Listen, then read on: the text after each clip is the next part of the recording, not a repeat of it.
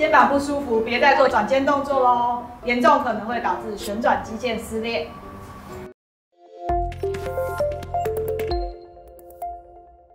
肩膀不舒服的时候，会不自觉的想做转肩运动，不止没舒缓，还越转越痛。当出现这样的状况，是肩膀拉伤吗？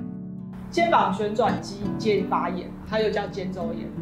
那肩周炎的意思就是说，这是肩膀周围一整圈的肌肉，它包含4条，包括棘上肌、棘下肌、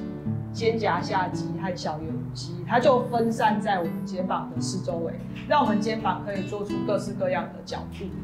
如果我们的旋转肌腱有发炎的话，它就会造成我们一些角度的疼痛。世界上有2种常见的原因，第一种是因为重复性的动作造成的，比如说像一般上班族长时间打电脑，或者说是厨师、家庭主妇，他们也有很多重复性的动作，这些是一个常见的原因。第二种是因为肩膀的活动角度太大，动作过于猛烈造成的运动伤害，比如说重训就是门诊最常见的原因。姿势不良或者是手举高的时候出现疼痛，没有办法做出正确的角度，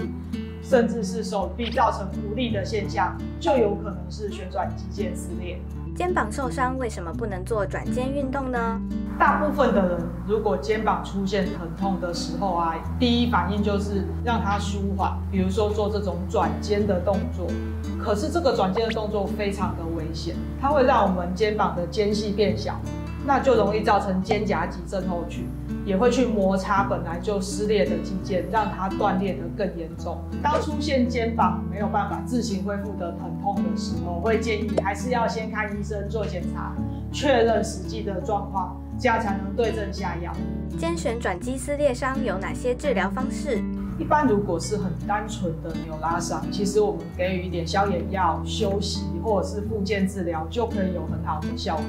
可是如果已经出现肩旋转肌腱的撕裂伤的话，那第一个我们一定要休息。那再来的话，我们可以有一些加强治疗的方式，比如说我们可以利用震波、雷射或者是 PLT 的注射去帮助组织的修复，让整个恢复的过程可以更好、更完善。PLT 动筋的改善原理为何？ PLT 动筋它是属于增生疗法的一种，是萃取我们本身的血液，分离出血小板，做成每瓶11颗血小板的动筋瓶，最长可以保存3年都还有活性。治疗的时候，我们会搭配超音波导引注射，把 PLT 打到对的地方去做修复。医师是否有相关案例可分享？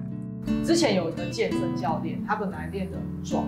那可是他在某一次的训练当中，因为他想要加强肩推的力道，造成他的旋转肌腱受伤。那他之前因为这个事情他休息了很长一段的时间，肌肉量也都整个降低，所以他觉得很困扰。那时候我看了他的肩膀的状况，做扫描，我发现他其实是有旋转肌腱撕裂的。那时候我就请他要做 PLT 的治疗，在治疗之后，他觉得恢复的还不错，现在他的肌肉又长回来了。治疗后该如何照护？平时又该如何预防呢？ PLT 治疗之后有一个很重要的时间点，就是回归运动的时候。回归运动的时候是很容易再次受伤的时间，所以第一个我们一定要循序渐进，找专业的人士帮你科学训练，慢慢的增加肌肉的强度。这样子的话，确保每一个动作都正确，每一次的运动之后，肌肉也可以得到充分的休息。